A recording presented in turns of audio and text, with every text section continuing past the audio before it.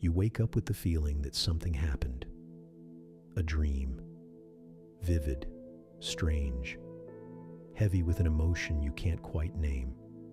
And within minutes, as your feet hit the floor and the day takes over, it's gone.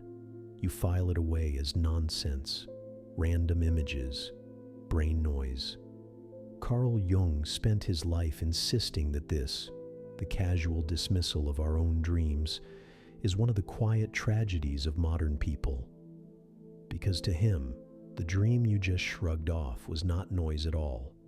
It was a message from a part of you that sees more clearly than your waking mind ever will, written in the only language it has.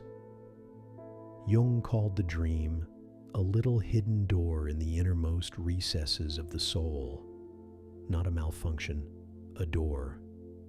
By the end of this, you'll understand what your dreams have been trying to tell you, why they speak in such strange symbols instead of plain words, and how to finally begin listening to the part of you that never sleeps. Stay with me, because you have been receiving these messages your entire life, whether you read them or not. Let's start with what a dream even is, because the modern world gave us an answer that quietly closed the door Jung spent his life trying to open. We're often told dreams are essentially random, the brain discharging static, meaningless sparks firing as we sleep.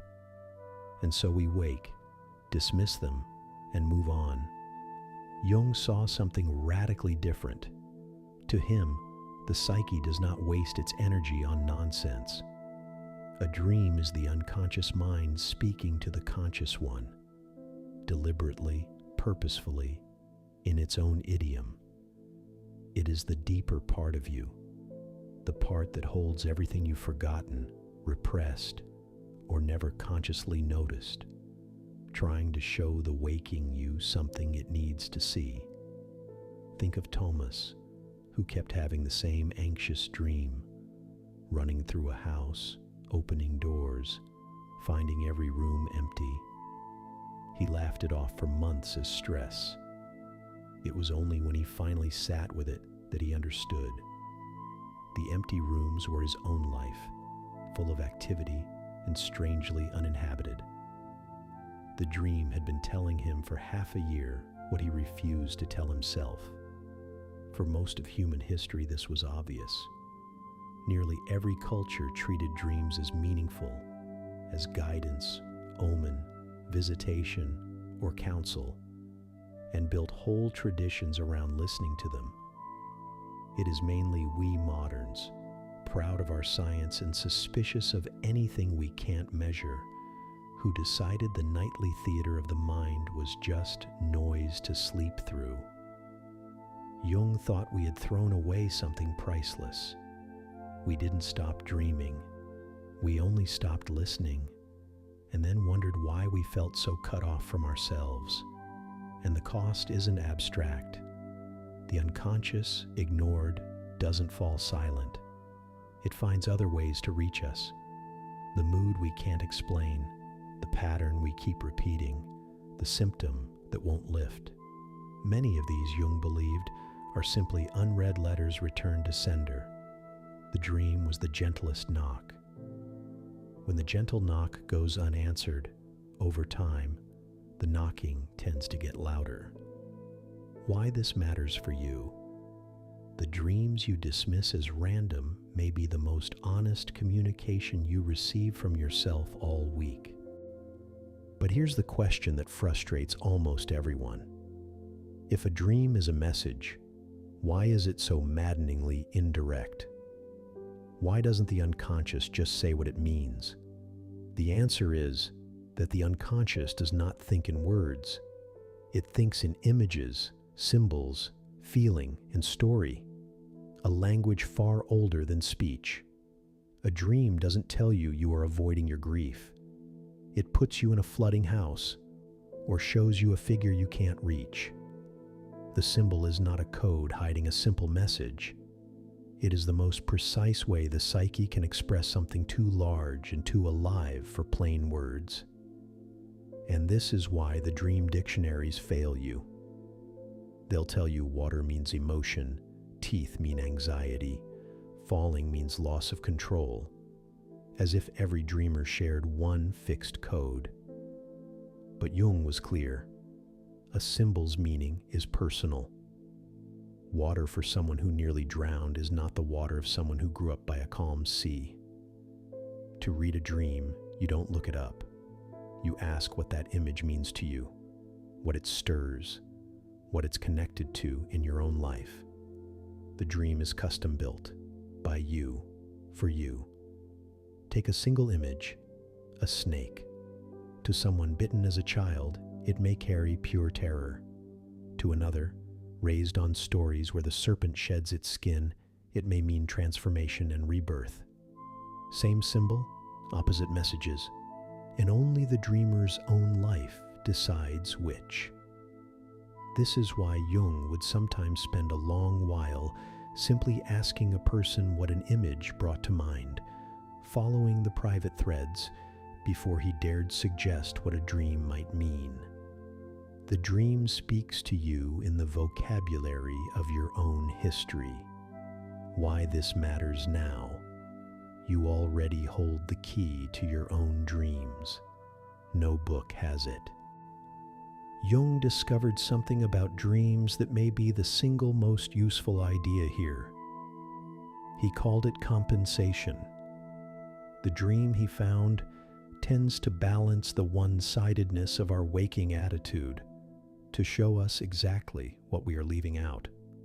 The conscious mind leans too far one way. The dream leans hard the other, trying to restore the whole.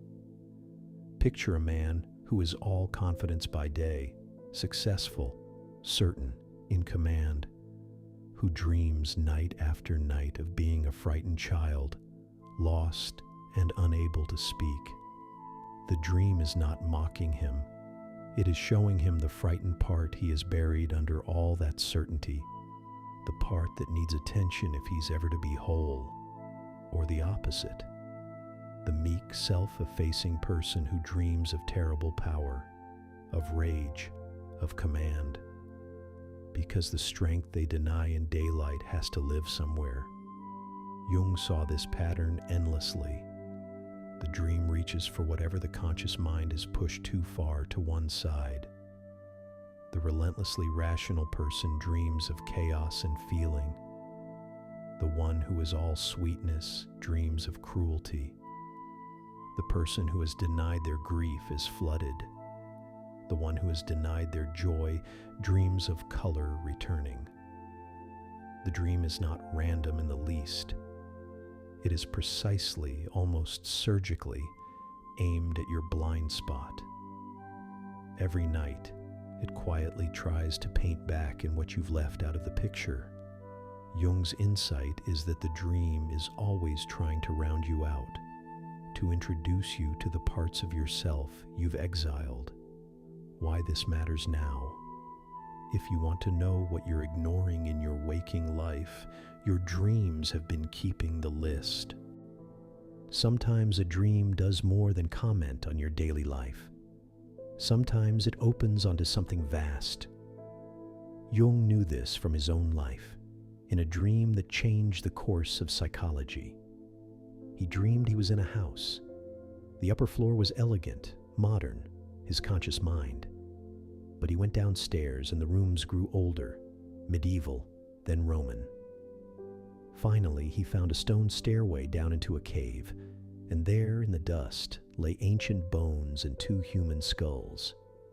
He woke convinced the dream was a map of the psyche itself, that beneath our personal mind lies something older and shared, a deep layer belonging to all of humanity.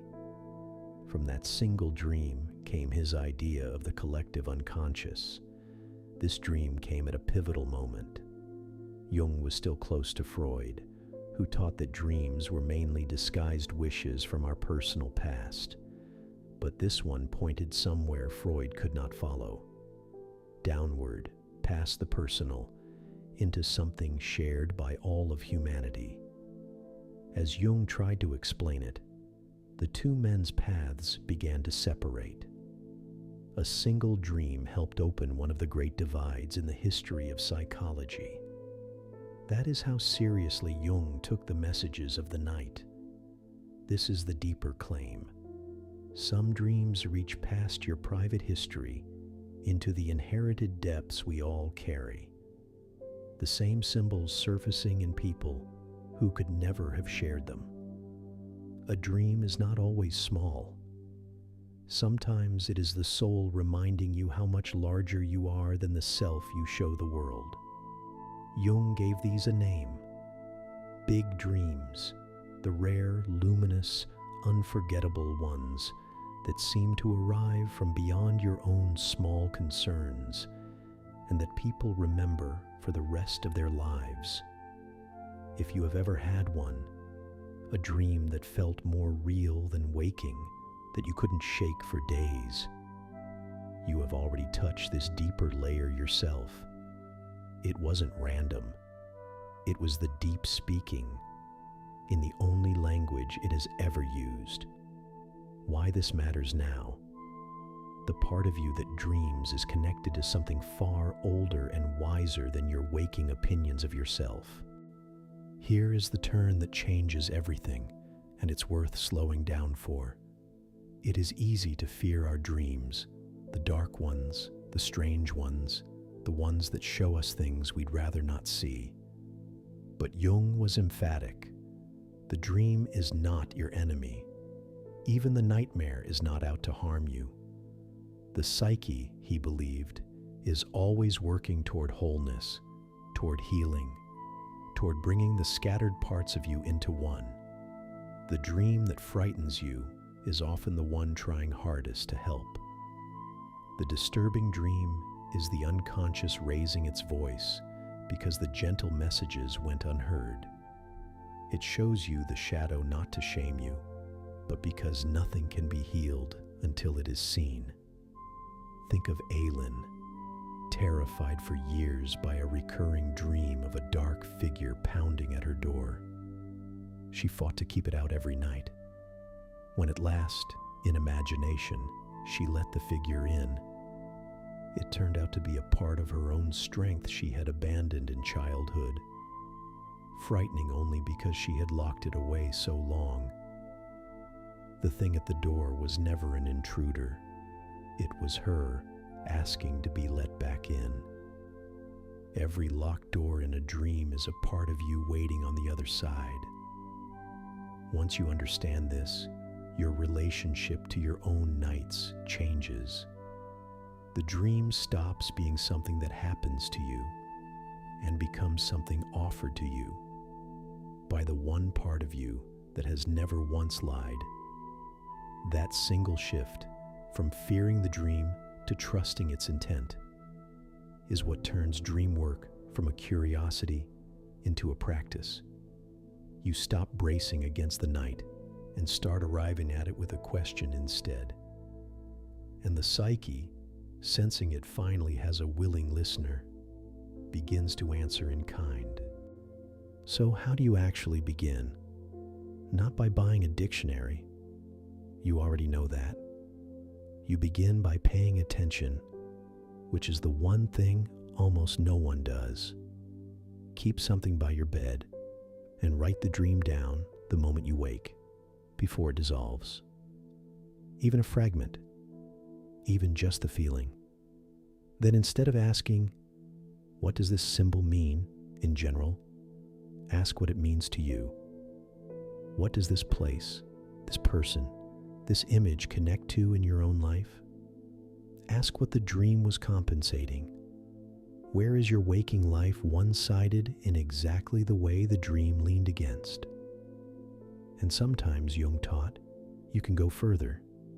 Return to the image while awake, in imagination, and let it continue. Let the figures speak. He called this active imagination, a conversation with the deeper self. It feels strange at first, sitting quietly, picturing the dream's figure, asking it honestly what it wants. But people who do this often describe being answered in ways their waking mind could never have scripted. The unconscious, it turns out, is not a vault to be cracked, but a partner to be met. And the more respect you bring to the meeting, the more it offers back. None of this requires belief in anything mystical. It requires only that you stop treating the messages as garbage. The moment you start listening, the dreams in Jung's experience begin to speak more clearly, as if the psyche, finally heard, no longer has to shout. And over weeks, something quietly remarkable happens. Patterns surface. The same figure returns in new forms. A story you didn't know you were living starts to become visible on the page. And you realize your dreams were never a string of random nights. They were chapters. You'd simply been skipping every one,